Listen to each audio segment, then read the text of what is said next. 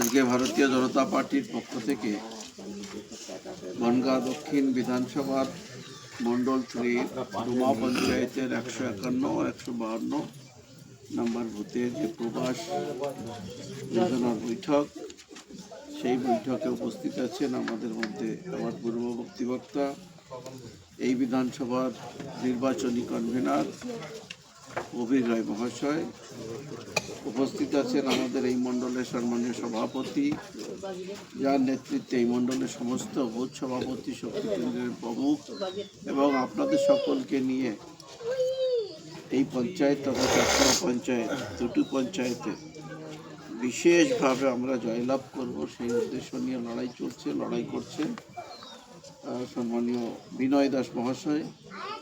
আমাদের মধ্যে উপস্থিত আছেন এই মণ্ডলের সাধারণ সম্পাদক, আরেকজন লড়াকু নেতৃত্ব সমীর সরকার মহাশয়।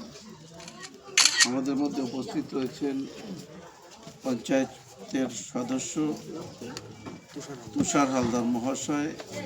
আমাদের মধ্যে বরিষ্ঠ নেতৃত্ব উপস্থিত রয়েছেন অতুল কাকা, আছেন আমাদের ডুমা পাওয়ারের, আমরা কিছুদিন আগে জিতেছিলাম, সেক্রেটারি শ্যামল রায় মহাশয়।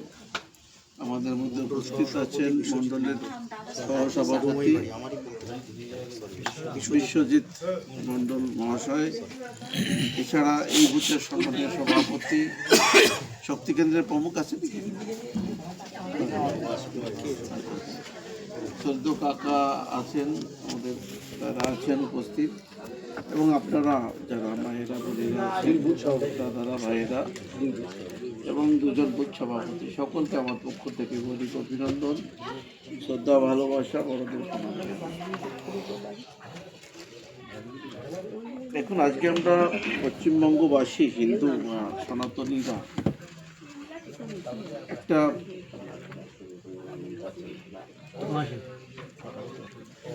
খুব দুবিধার মধ্যে এসে দাঁড়িয়েছি যে হিন্দুদের অস্তিত্ব কোথায়, এখন আমরা কি করব।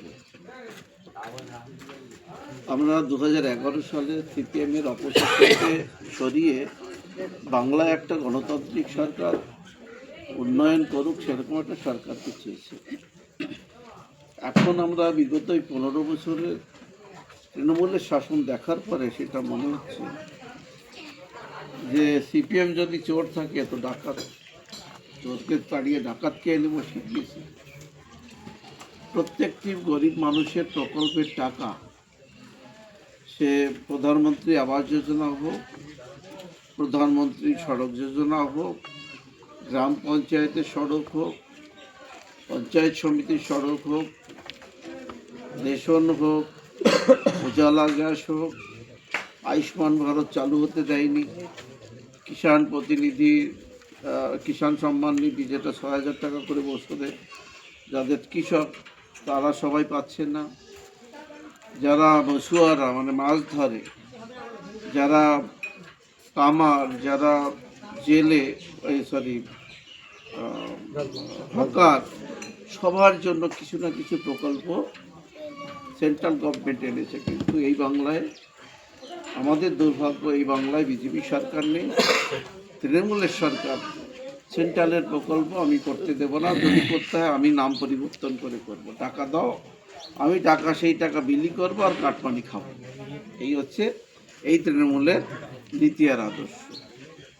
প্রধানমন্ত্রী বলেছেন, এখানে আসার পর বহু কাঁচা বাড়ি দেখতে পাচ্ছি। এখানে প্রত্যেকটা এই বাড়িগুলো সবাই কিন্তু পাকা বাড়ি পাওয়ার উপযুক্ত, অথচ পাচ্ছে না।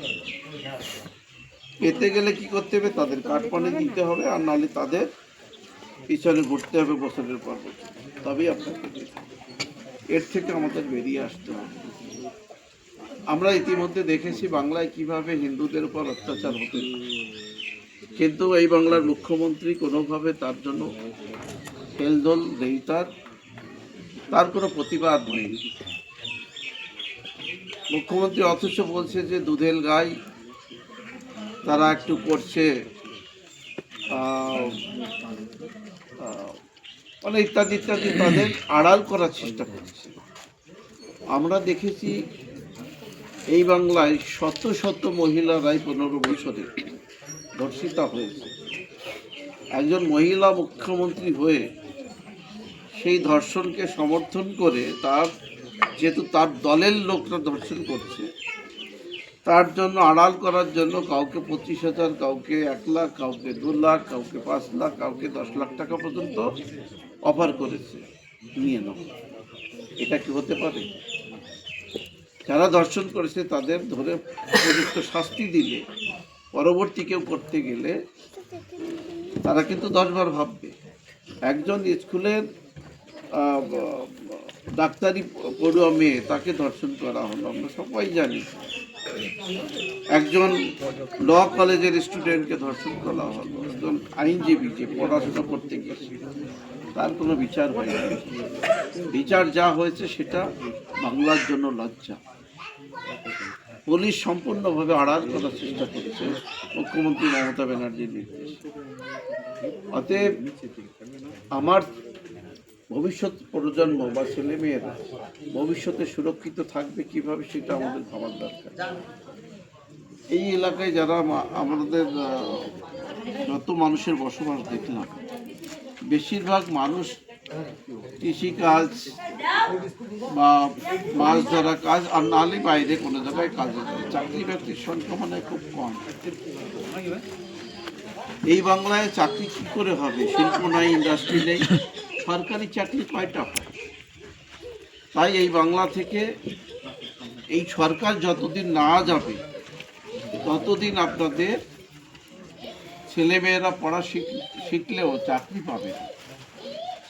তার কারণ আপনি ঘুষ দিতে পারবেন না, চাকরি পাবেন না। তৃণমূল জামানায় ঘুষ না হলে চাকরি।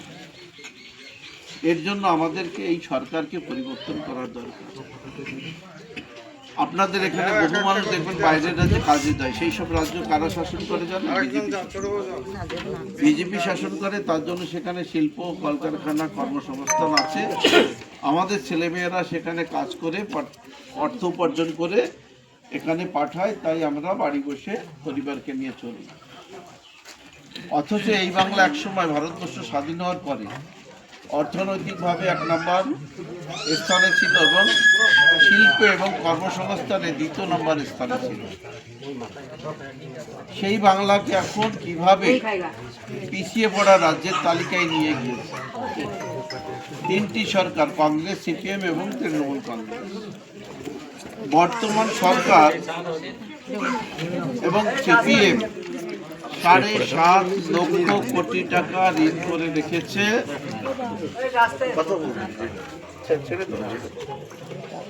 7.5 লক্ষ কোটি টাকা ঋণ করে রেখেছে এই বাংলাকে। আমরা এখানে যারা বসবাস করছি, প্রতিটি মানুষ তার মাথার উপরে গভর্নমেন্ট 70 থেকে 80,000 টাকা করে ঋণ রেখে দিয়েছে। আর আমরা ভাবছি আমরা তো ঋণ নিইনি। এই বাংলার যদি ঋণ থাকে, এই বাংলার জনগণের উপরে সেই ঋণের ভার বর্তায়। এটা আমাদের বুঝতে হবে। এই বাংলাকে যদি কোনো দল ফিরিয়ে আনতে পারে তার সঠিক অবস্থানে, সেটা ভারতীয় জনতা পার্টি ছাড়া কেউ পারবে না। তার কারণ ভারতীয় জনতা পার্টি সরকার সেন্ট্রালে আছে।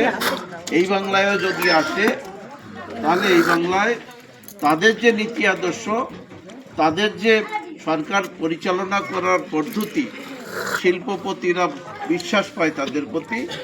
বাংলায় এসে যত ইনভেস্ট করবে, সাপোজ এই বাংলায় 100 শিল্প আসলো, সেই শিল্পের বিল্ডিং, ইমারতি তৈরি করার জন্য হাজার হাজার লক্ষ লক্ষ লোক লাগবে।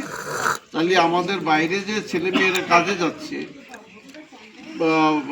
কনস্ট্রাকশনের কথাই করে নিই, তারা আপাতত এখানে কাজ করতে পারবে বাড়ি থেকে। তারপরে সেই প্রজেক্ট শুরু হলে সেখানে যা কিছু মেশিনারি হোক বা অন্যান্য কিছু প্রোডাকশন হোক, সেগুলো যখন চালু হবে, তাহলে সেখানে আমাদের ছেলেমেয়েরা সেখানেও কাজ করতে পারবে, যারা পড়াশোনা শিখেছে বা যারা স্কিল আনস্কিল, যাই হোক। তাহলে বাড়ি থেকে তারা কাজ করে তার পরিবারের সঙ্গে সময় দিতে পারবে, মা বাবার সময়, বউ ছেলে মেয়ের সঙ্গে সময় দিতে পারবে। এটা আমাদের প্রত্যেকটি মানুষকে বুঝতে হবে। আমি আজকে এই প্রবাস যোজনা এসেছি আপনাদের বুথে, আমি আপনাদের বুথ পর্যন্ত এসেছি, তার মানে আপনাদের কি দায়িত্ব জানেন? আপনাদের এই বুথে আশেপাশে যত মানুষ বসবাস করে প্রত্যেকটি লোকের দায়িত্ব, প্রত্যেকে পাশের বাড়ি আত্মীয় স্বজন পাড়ায় যত লোক আছে তাকে বোঝানো, বলা, বিজেপির পক্ষে নিয়ে এসে ভোট করানো। তবেই আপনারা এই বাংলায় বিজেপি সরকার দেখতে পাবেন। বিজেপি সরকার আসলে আপনারা সুশাসন পাবেন। বাংলায় আবার বাংলার যে সুনাম বা গৌরব সেটা ফিরে পাবে, সোনার বাংলা হবে, রামরাজ্য করবে, বাংলায় কর্মসংস্থান হবে। আপনারা সেটা চান না এই 500 টাকা 1000 টাকা লক্ষ্মীর ভাণ্ডারের জন্য ভয়ে ভীতি পেয়ে ঘরে চোরেদের পিছনে লাইন দেবে?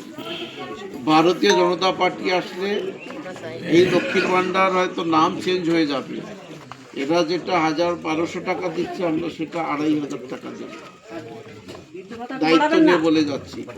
বৃদ্ধ ভাতা, বয়স্ক ভাতা যেটা, এই প্রকল্প হচ্ছে সেন্ট্রাল গভর্নমেন্টের প্রকল্প। সেই প্রকল্প বাংলায় আসার পরে সেটাও পক্ষপাতিত্ব করে বৃদ্ধরা পাচ্ছে।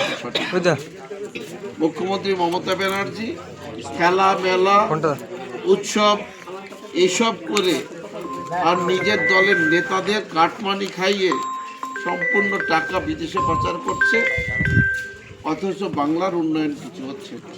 বাংলায় কিছু চোর গুন্ডা বদমাইশদের নিয়ে তৃণমূল দলটা চলছে। সেই দলের যারা আছে তারা হয়তো ভালো আছে, বাকি সাধারণ ভালো না। সবাইকে নিয়ে যদি আমরা ভালো না থাকতে পারি সেই সুখ সেই শান্তি নয়।